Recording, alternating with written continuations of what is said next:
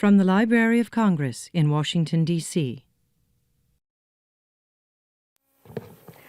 I'm Carla Hayden, Librarian of Congress.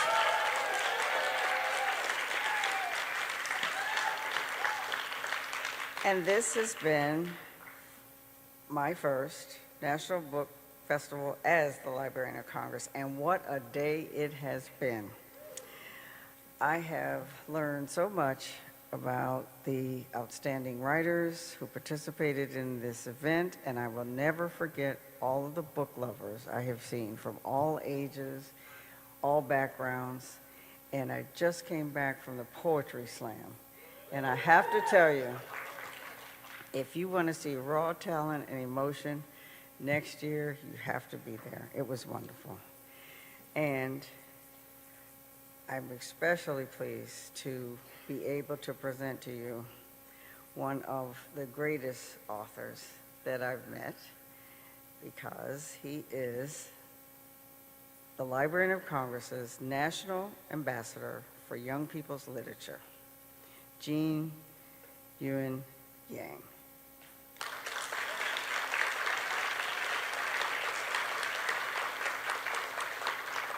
And I'm going to congratulate him once again for being named a MacArthur Genius.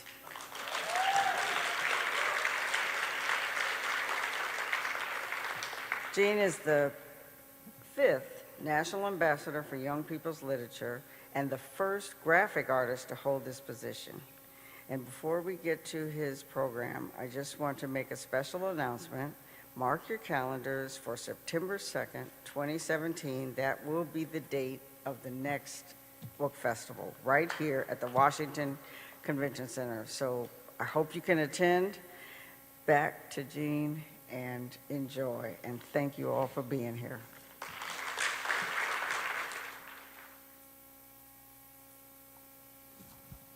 All right. How do you follow that? How do you follow a historic new leader of this institution between her and a brand new genius? It's just, we'll do what we can. But my name is Michael Kavanaugh, a columnist, cartoonist with the Washington Post. I do the Comic Riffs blog, and I also did the syndicated strip Warped. You can find it on gocomics.com. I've spent a lifetime in comics and a lifetime as an arts editor, and believe that graphic novels are one of the most important, crucial forms of communication for young readers, for reluctant readers. I come from a tribe of educators. We have an educator here. Educators are my people. So 3 years ago, when my daughter was in a nearby school and she had read Mouse, and she comes home, she's sad, she's almost crying. I said, "What's wrong?" She said, "My teacher said graphic novels aren't books." Can you imagine my response to that? So I went and marched to the principal, and the principal said, "Oh yeah, graphic novels aren't books." So I spent the next year proving in the Post that graphic novels are books. And one of the first people I went to, I thought, who is an educator? Who understands librarians, and who is a great graphic novelist himself? And who just happened to be coming through town but Mr. Gene Luen Yang. And we walked around the Post, and we shot a little video, and at the end of the year we had an award-winning series that proved the judges said once and for all graphic novels are books.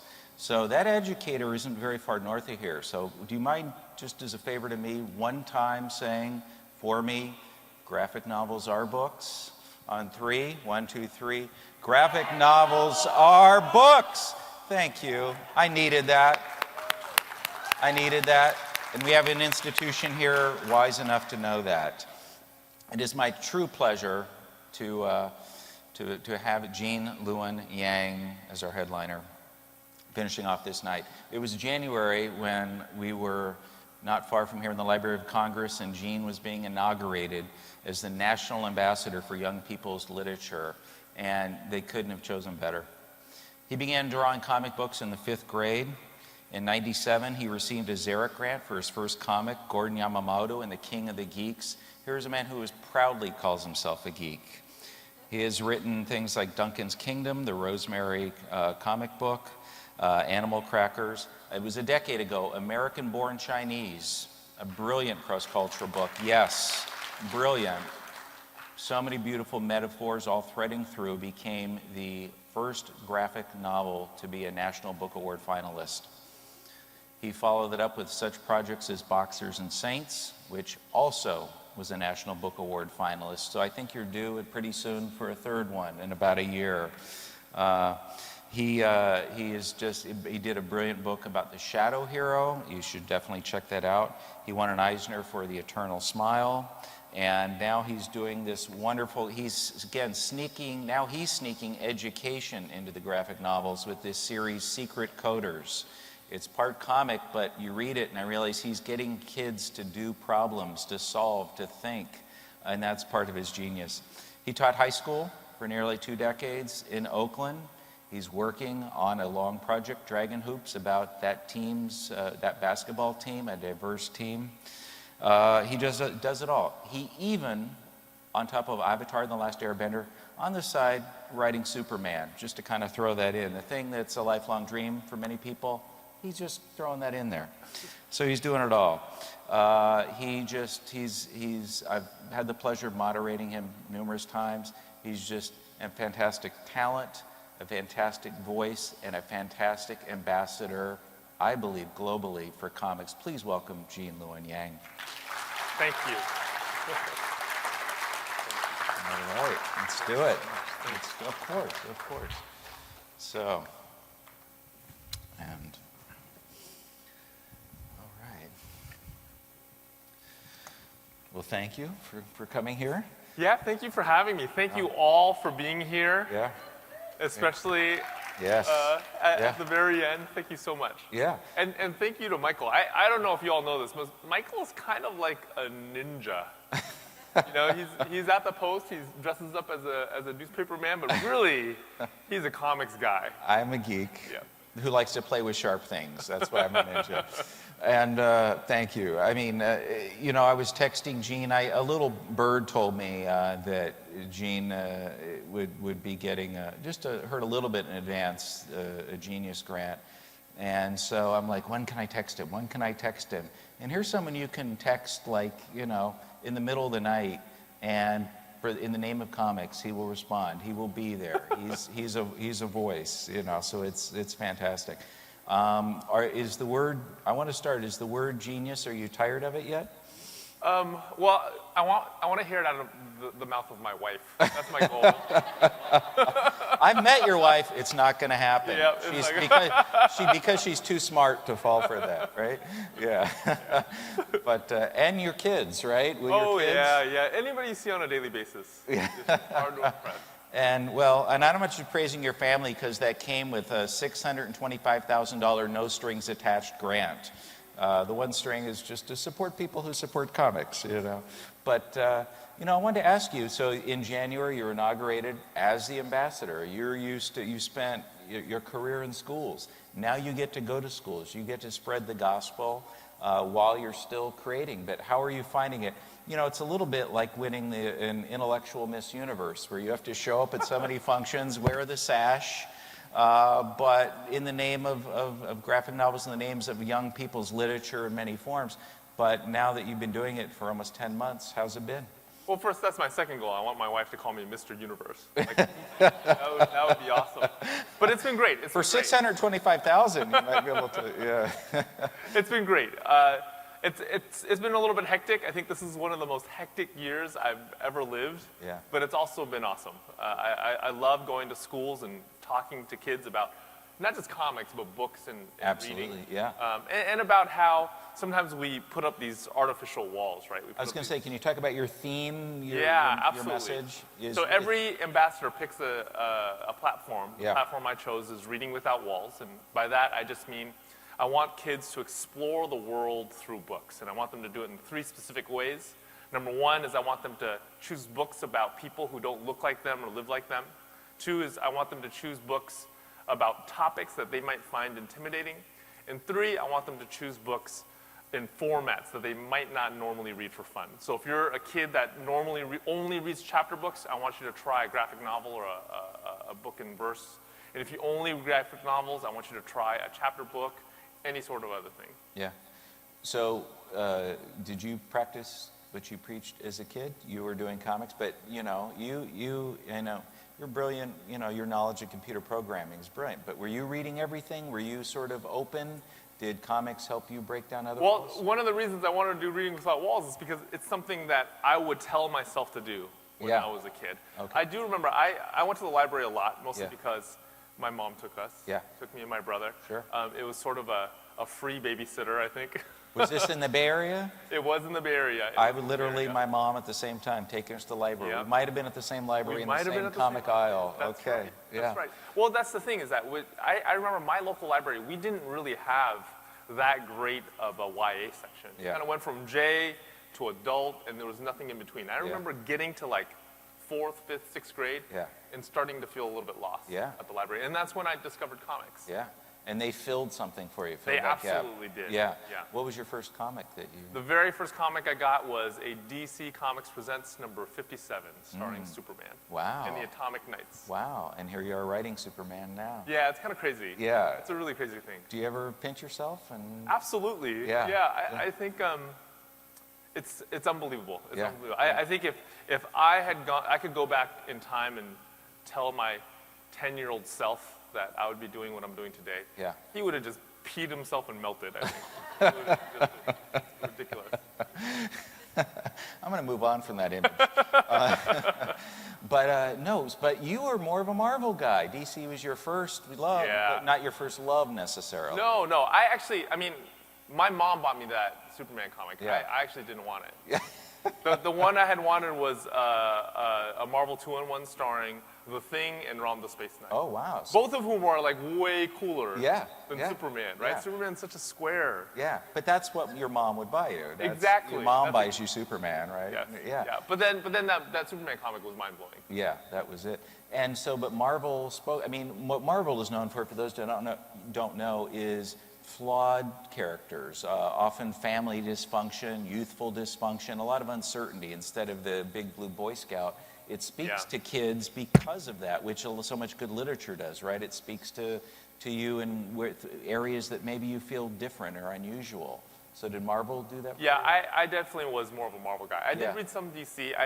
When I was a kid, Justice League is not what we think of today. It was not Superman, Batman, Wonder Woman. It was actually a bunch of DC Comics C and D-list characters, and they sort of operated in this weird sitcom environment where they were constantly making fun of each other. That was the one book that I loved. Yeah. I loved that DC book. Yeah, absolutely.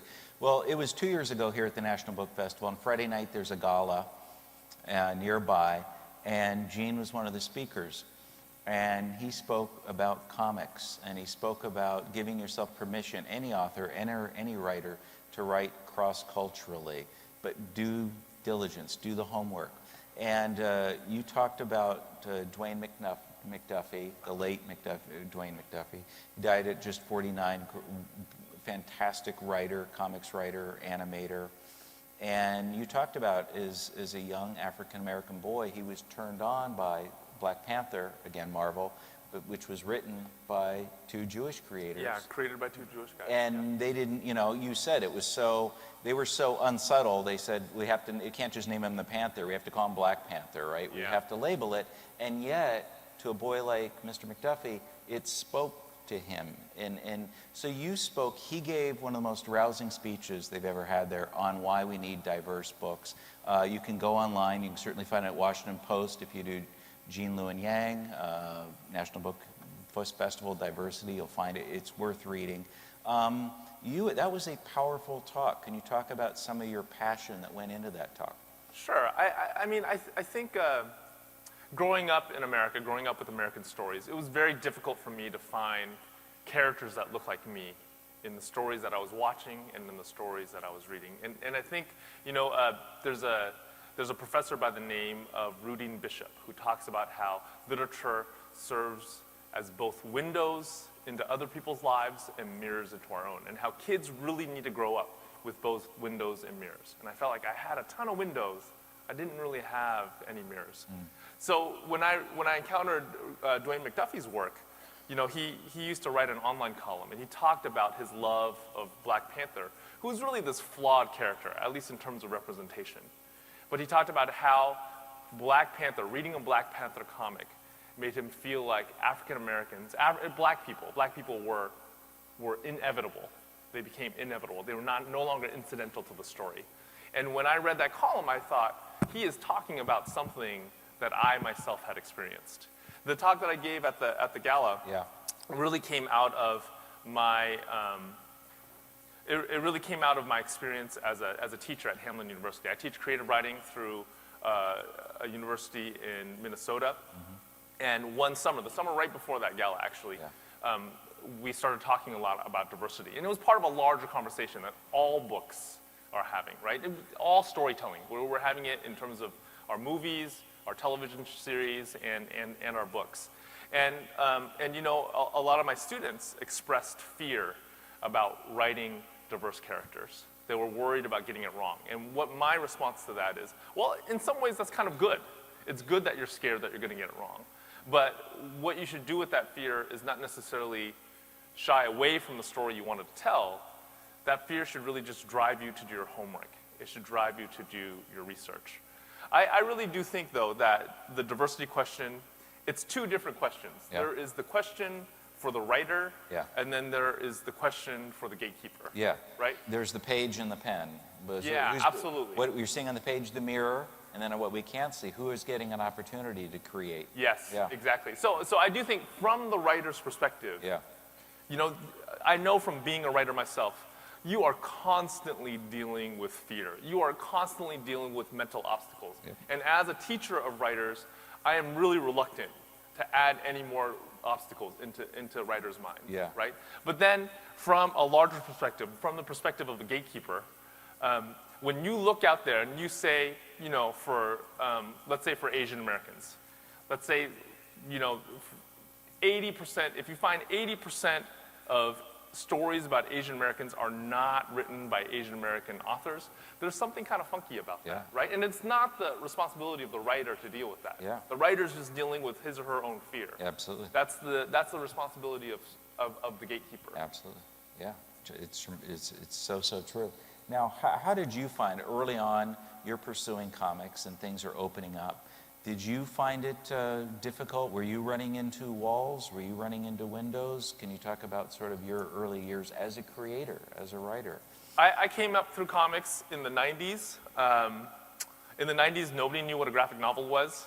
That was not a popular term. In the 90s, Marvel Comics had declared bankruptcy. Yes. And people were expecting it to just blink out of existence. Yeah. In the 90s, you could go to Comic-Con in San Diego and you could get tickets same day. On Sunday, there were more exhibitors on the floor than there were attendees. Yeah. It was a really bleak time to be in comics, right? Except for the lines. Shorter lines, but everything else was bleak. Yeah. You and I talked about it. It's a revolution. Yeah, it really is. Yeah. So when you're like, there are no gatekeepers when there's no money around, right? Yeah. So they disappear mysteriously, right? they mysteriously disappear. So the bad thing about that is that, when I came up in comics through the 90s, I was not expecting to ever be able to make a full-time living. I was never expecting to be able to make money at it, period. Yeah. Right? But the benefit of that is that I just felt like I could tell whatever story I wanted. Yeah. And no one was going to tell me no. So you had Mostly freedom. because only 16 people were reading it. But And so you pursued, you became an educator. And you work with high school students. You recently, is it Bishop O'Dowd? That's right. Yeah. I taught at Bishop O'Dowd High School in Oakland, California for 17 years. Yeah. And that was more than just a day job for me. That was not something that I was doing while I was trying to make full-time comics. Oh, yeah. It was because, I genuinely like teaching. Teaching's kind of awesome. Oh, yeah. It's a really awesome profession. Yeah. And so you taught computer science. I did. Yeah. So how did you balance that with creating comics? Well, for years, the way I would live is I would wake up a little bit early. I'd work on some comics before I went to work. I'd go to work, and then when I got home after dinner, I would work on comics again. Yeah. I just didn't watch a ton of TV. Yeah. Stopped talking to like half of my friends, Now, here's the question. Did you tell your students that you were doing this, or did you maintain being a comics creator for as long as you could? It's like a secret identity, if you will. At the beginning, I totally told them. Yeah. I remember my first few years of teaching, the very first day of every semester, I'd be like, I am also a cartoonist. Because I thought that would make them. Yeah. I thought they would think I was cool, but they totally didn't. No, they didn't think you were cool. No, they thought it was a dorky thing. and even worse than that is when things got hard in my class, they would ask me comic book related questions to get me sidetracked. Yeah. And would you get sidetracked? Oh yeah, absolutely. So so after a while, after a couple of years, I just made sure that they were two separate worlds. Yeah. Keep it. Yeah. It really felt like two separate identities. You had to have that different identity. Yep. Yeah. Well, can you talk a little bit about, you have depicted yourself in comics at times. And here, what we see on the screen, if we could go to it, we just saw a model sheet. But could you talk about, what we're seeing here? Just talk about the origin of this. Sure. This is a page from American-born Chinese. And in this scene, the main character, Jin, Chinese-American boy, is thinking about his classmates' curly hair. And this eventually leads to him getting a perm.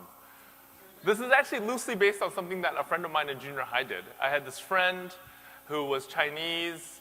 He was fairly popular. He was athletic. In 7th grade, he had a bunch of girlfriends.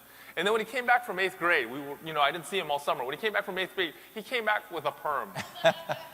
In general, perms on Chinese people are a bad idea. It's just in general, at least Chinese men.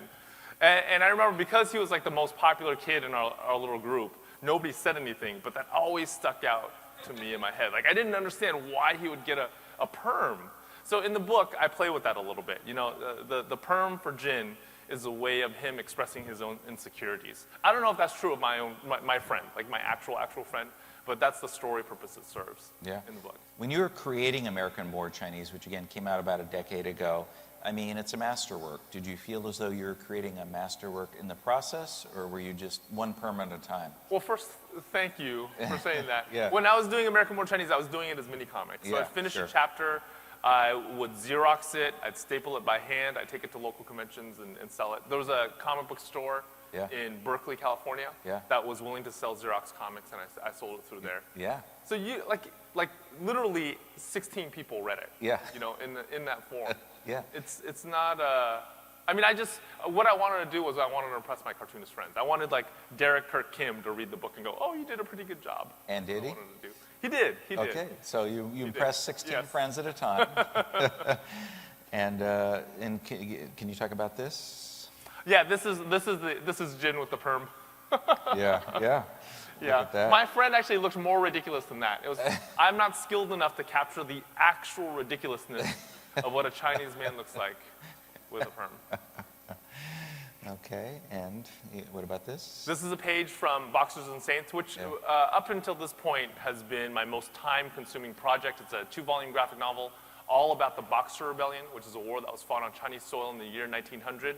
I have 2 volumes because I personally could not decide who the good guys were. Yeah. So in one book, the Boxers are the good guys. They're these Chinese teenagers who believed that they could call the Chinese gods down from the skies, and these gods would give them superpowers so they could fight off the foreigners. And in the other book, it is the Chinese Christians are the good guys, who are the enemies of the Boxers. Yeah. Well, there's 2 parts of that I want to take. And first of all, did you realize, I mean, it's like reading 2 epics. You get 2 epics for the price of 1. Did you realize what you were getting into and you couldn't decide which side to take, that it would be this tome? In my original proposal, I had proposed 1 book that would be about 200 pages. And I just kept writing and writing and writing, and it got out of hand. It's over 500, approaching 600? Yeah, it's over 500 pages. Yeah. It just got out of hand. But it's fantastic. So the Boxer side to me you can't get the Marvel geek out of you. I mean, when they're calling the gods, it also plays like fantastic superheroes to me. Was that intentional? I mean, it was Chinese Shazam. Yeah. Like I would read about this history, about these kids, getting possessed by by these old Chinese legendary heroes, and it really felt like I was reading about Shazam. That's what it was like. And I don't know if that's probably the superhero geek in me as well. Yeah, absolutely. I really, as I was researching, I saw a lot of parallels between Chinese opera and American superheroes. And that's why I have Chinese opera in this scene. So the way these kids would find out about these old legendary Chinese heroes was through opera. They didn't have comic books, they didn't have cartoons, they didn't have TV shows. They had these traveling acting troupes that would go from one village to the other performing traditional Chinese opera. Absolutely. And they were colorful, they were full of superpowers, and they were basically inspired by their pop culture, these operas, the same way we are. Yeah. And in some ways, this possession, this Chinese Shazam dynamic Yeah. really felt like cosplay to me. Yeah. It felt like, Yeah. like if they weren't in such dire situations, if their country was not literally falling apart all around them, Yeah. they would still have this impulse to become their heroes, right? Yeah. The same way we do. Yeah. But that's amazing to even attempt, if you think about it. You're gonna take the Boxer Rebellion, something that serious, but let's work Shazam and let's work cosplay into that. I mean, that's amazing. Now, I will say on the saint side, you deal with Christianity, and it feels like you're calling upon your own religious upbringing in some way, that you can't do that without, I would think, doing that. Can you talk about that side of it? Sure. I grew up in a Chinese Catholic community that met right outside of San Francisco. Yep. And then I think like most adults who consider themselves a part of a faith tradition, I did go through a period of really serious doubt. Yeah. And then eventually I came back. I came back to the faith tradition of my childhood, but in a different way. Yeah. Definitely in a different way. Yeah. So the saint side was really inspired by one of my relatives. I have a relative who converted to Catholicism as an adult. And when she was a kid, when she was born under a bad luck day on the traditional Chinese calendar. And because she was born on this day, she had a grandfather that hated her. She had a little sister that was born on a good luck day. And whenever the grandfather had treats, she would, like the little sister would get the treats, but she would not. As an adult, she converts to Catholicism. She converts to this faith of another culture. Yeah. And she never connects these two things together. But it seemed to me so obvious. Yeah. She couldn't find a place for herself in the beliefs of her family. So she looked for the beliefs of this other culture. Yeah, it's so powerful. It's such a multi-layered work. If you haven't read Boxers and Saints, I highly recommend it. And here we're talking about you get transformation, right? Yep, this is the Shazam moment. Yeah, This is the possessing God is actually the first emperor of China. He's the guy who made China into a single unified country. Yeah. And you're mixing the big splash panels with the smaller panels. Yeah, and this is actually a ritual that the Boxers did that I found in my research. They would bow a certain, like they believed they had to perform this ritual in order to call the Chinese gods down. So they would bow a certain way. They would eat ashes. Yeah. They would write these charms and eat the ashes of the charms. They would breathe. They would control their breathing in a certain way. And when this happened, the gods would come down and take over their bodies. And we get something like this. Yeah, and that's another transformation. So not just supers. You must have really studied opera visuals and really. Yeah, I got a bunch of books about Chinese opera, and like I said, looking at it from the lens of somebody who grew up on like superhero comics, Yeah. it all looked like it was using the same language. Yeah. On some level, I'm sure it was. Yeah. And then you get the Avengers. Yeah, that's exactly what it is. Yeah. The Avengers. There's a super team historically set. Yeah, and Boxers and Saints is definitely my bloodiest book by far. Like in the beginning, if you look at the Boxers book especially, in the beginning I tried to keep all of the violence off panel. You just see splashes of blood flying. Yeah. And then by the end I was just like, Which is what you do. I can't. It doesn't. And doesn't Secret work. Coders gets pretty bloody, right? Little kids. Yeah, in the later volumes. Yeah. Lots of decapitations. Yeah. So can you talk about this work? This is from a book called Level Up, which I did with a friend of mine named Tin Pham. He's one of my best friends, but every now and then I do hate him. And Level Up is actually about a young man who loves video games. Well, one night he's visited by these angels, and these angels tell him that it's his destiny to go to medical school. It is inspired by the life of my brother. I have a brother who's younger than me. He's 4 years younger. He is actually a medical doctor. Wow. So he is the Asian parental dream. Wow. And when he was going through med school, he would tell me all these stories about what he had to do, right? Yeah. And are any of you doctors? Or you must know doctors, right? Doctors they look so professional in their little white suits, like those little white jackets. But what they had to do to get that doctor degree is gross. It's disgusting. So my brother would call me up. He'd tell me all these stories about gross things that he would have to do, how he'd have to put his hands in places that hands just don't belong. It's just gross. And every time he told me one of these stories, I thought, man, this would really work great in a graphic novel. Yeah. But the problem is, when I'm trying to think through a story, I want like a narrative thread. I want some kind of underlying dramatic spine that kind of ties everything together. And what he was giving me was not that. He was just giving me one interesting thing after the other. You know, oh, I had to collect my own fecal matter to examine my own gut flora, you know, or oh, I had to label hemisected human heads. And then finally one day he calls me up and he gives me that thread. So this is what he says. He calls me up, he says, you know, I'm thinking about being a gastroenterologist. You don't know what that is? That's a doctor who specializes in the digestive tract. Yeah. Like from the beginning to the end. Yeah. My brother is an incredibly squeamish person. When we were kids, I remember we had these action figures that were a certain color of yellow. And he gave them away. Like I came home one day and they were gone. I was like, what happened to the action figures? And he said, well, they kind of look like barf and I couldn't deal with it, so I gave them away. That's how squeamish he is. So I said to him, out of all the people I know, you would make the worst gastroenterologist because you realize you are going to be like elbow deep in human fecal matter. Yeah. You're not going to be able to deal with it. And he said, well, but the other day I did this colonoscopy and it was kind of like playing video games up somebody's butt. Oh, man. And as soon as he gave me that, that was my narrative thread. Wow. Right? Like Pac-Man, everything takes on a different... Yeah. I mean, if I saw the entire story unfold, like... I just give you credit. You didn't call it G.I. Joe meets G.I. Tract. That would have been, I would have done that. But no, but it's beautiful. Even the way you do it in blue, monochromatic. It's just. Yeah, well, I can't take credit for that. That was from that was Tin Pham. He did the art on that one. It's wonderful. Well, here we have you spent a year following high school basketball team. Yeah, season. I'm sorry, season. Yeah. High school basketball. As you've said, you know nothing or knew nothing about basketball. So this wasn't like a passion project sport-wise. What compelled you to say, I want to follow a high school team for a season?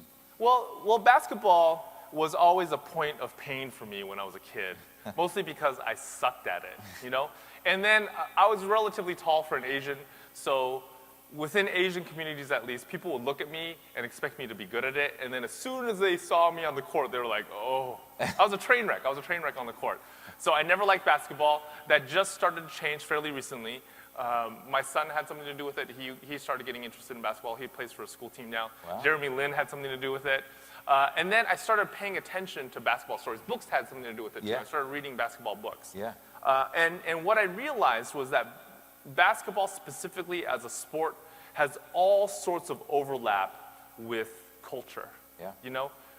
There's a reason why certain cultures gravitate toward basketball. Yeah. Because like for instance, in early immigrant Catholic communities, basketball was huge. Absolutely. And basketball, like Catholic universities still dominate basketball. If you look at the NCAA tournament, Catholic universities are usually overrepresented. Yeah.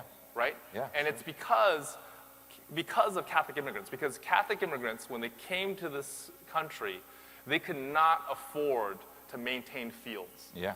Maintaining a grass field was too expensive. Yeah. So they immediately just put all of their athletic resources into the sport that only needed 2 hoops, a ball, and some concrete. Absolutely. Right? Yeah. And then in China as well. China actually learned how to play basketball about a year after it was invented because of these YMCA missionaries. Yeah. Yeah. And they immediately latched on to the sport. They latched on because these YMCA missionaries told them, you know, the health of your country is tied to the health of your bodies. Yeah.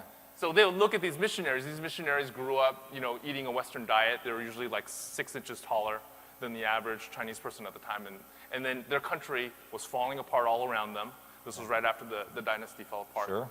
And they're like, that makes sense. Wow. So they started playing basketball. Wow. And basketball was one of the few things that Chairman Mao did not excise out of his country. The few Western elements that Chairman Mao did not excise out of the country. when the communists came into power. That is fascinating. So to this day, the Chinese are fascinated with basketball. It's Yeah. like the second largest. It's the fastest growing sport in the country, right? Yeah. And it all dates back to that original idea. Yeah. Strong bodies lead to a strong country. Yeah. So I started reading about basketball. It became really fascinating to me. And then I discovered this amazing story that was happening right on my campus. I went and talked to the coach of the varsity team. His name is Lou Ritchie. That's him right there. That's my drawing of him right there in the lower corner. And he told me that he was an alum of O'Dowd. He had also gone to the same school where we were both teaching. And when he was a junior, he had gone with his team, the varsity men's basketball team, to the California State Championship. They were down by 1 with 7 seconds left. He gets the ball in his hand. He puts it up. It goes through the hoop. They're up by 1. The buzzer sounds. Everybody freaks out. Everyone's celebrating. And then the refs invalidate that last shot. Oh, man. They invalidate it because supposedly one of his teammates had his hand over the rim. So it was Like a goaltending. Yeah, it was an offensive violation. Yeah. But Lou plays this tape back for me over and over again. He goes, look, do you think his hand was over the rim? Yeah. And I gotta admit, hard to tell. So Lou goes on. He plays for UCLA. He plays for Clemson. He gets a hamstring injury. It's over. And then he comes back to O'Dowd as a coach. And as a coach, he leads 6 teams to the California State Championship. And he loses all 6 times. Not on a goaltend each time. No, though. Okay. no, not on a goaltend each time. But he never redeems himself. Oh, You know what I mean? He never redeems himself. So supposedly, the 2014-2015 season was his best chance at finally winning. And we're not going to say what happened. So, I mean, it's over. I could tell you what happened. I mean, the book isn't out for a while. It's up to you. It's up to you and your publisher, right?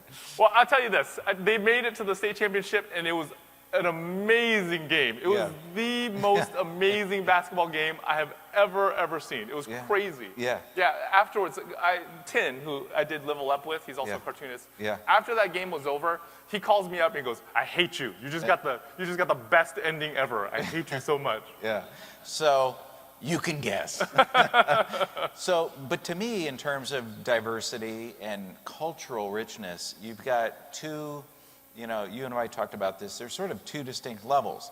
One thing, we can get into the team in a moment, but you can talk about school. You have teachers. You said within the cafeteria, groups sat. We think sometimes only kids sit, according to whether you're a nerd or drama club or whatever. But you said there was among the teachers sort of divisions. Can you talk about that? I mean, there were a few teachers at that school that would drift from group to group. Sure. Just like there were a few kids that do that, right? Yeah. But a lot of us, most of us, would sit with our own kind. So all the nerdy teachers would sit together, all the drama teachers would sit together, all the PE teachers would sit together.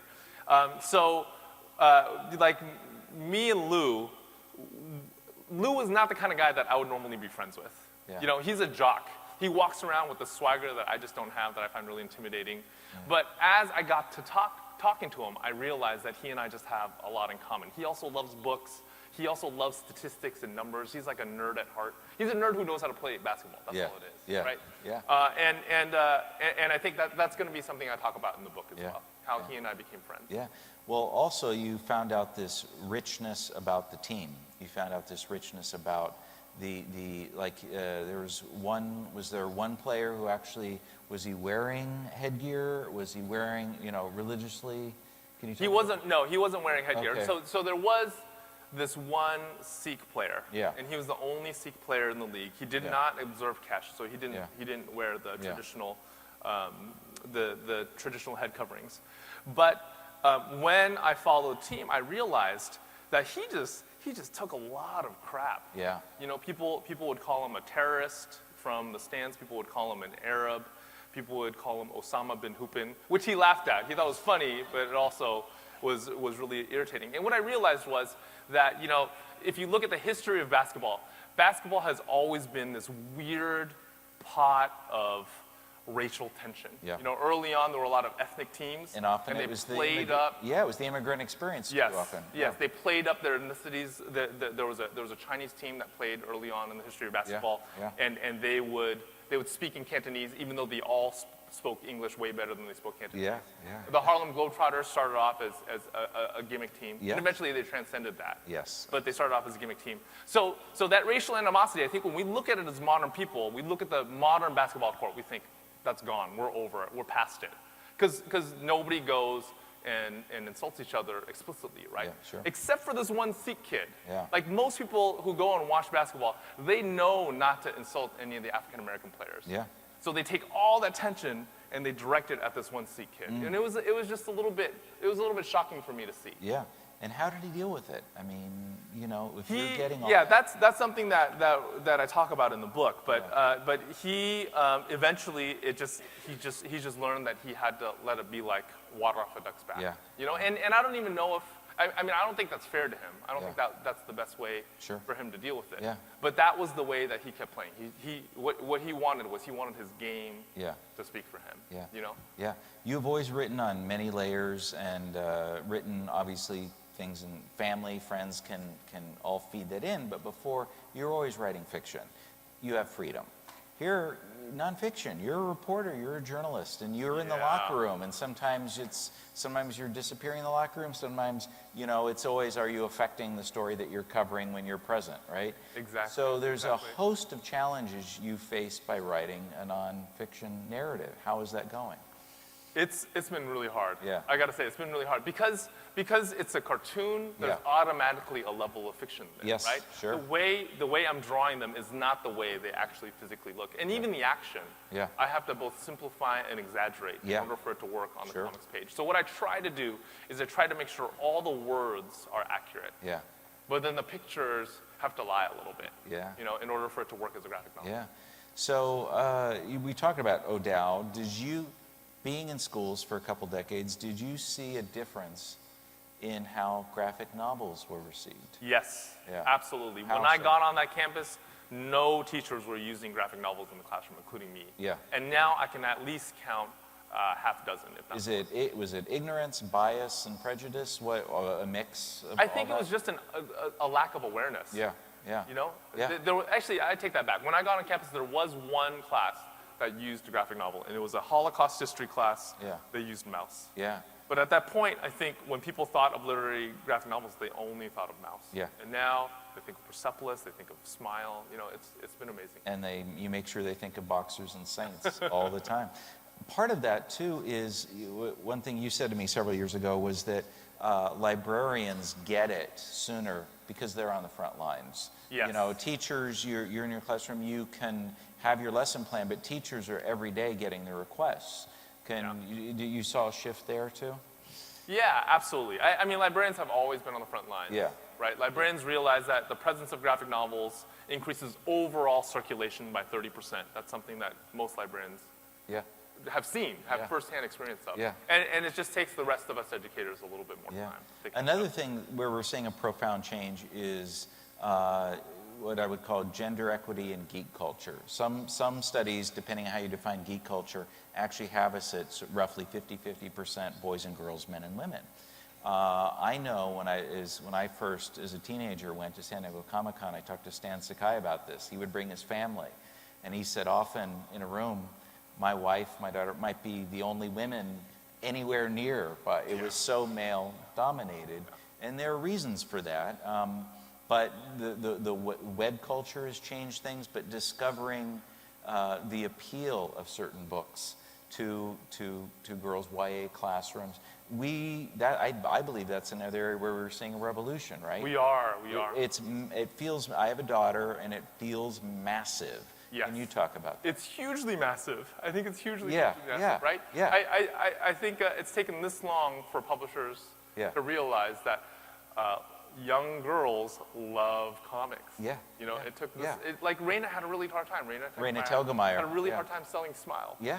And yeah. now every publisher is trying to get their own Smile. I think it's wonderful. I think it's amazing. I think it's such a hopeful time. It really is. I mean, I've talked with Scott McCloud, this comic scholar. He thinks within a decade, women are going to dominate comics. He thinks the pendulum is going to swing. Yeah. All I will know is like the first time my daughter, Raina Telgemeier was unknown, and she walked up to the booth, and she said, "I like this."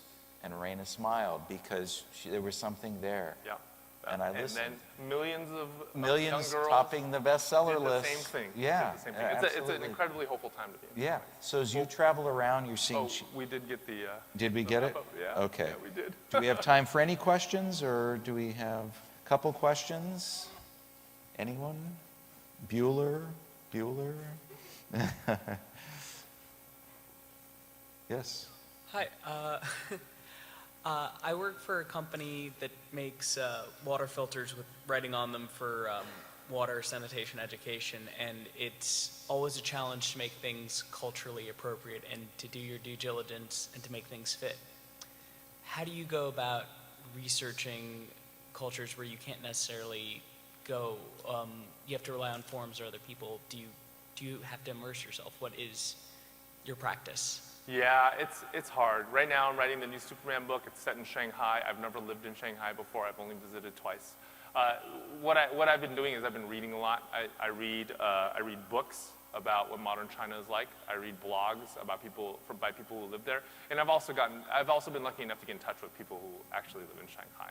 So I can email them questions and stuff. Like, what music are you guys listening to? Yeah. That sort of thing. But it's always that, I think it's always hard to do your due diligence. But I'm thankful that you're doing it. Yeah, I think we all are. absolutely.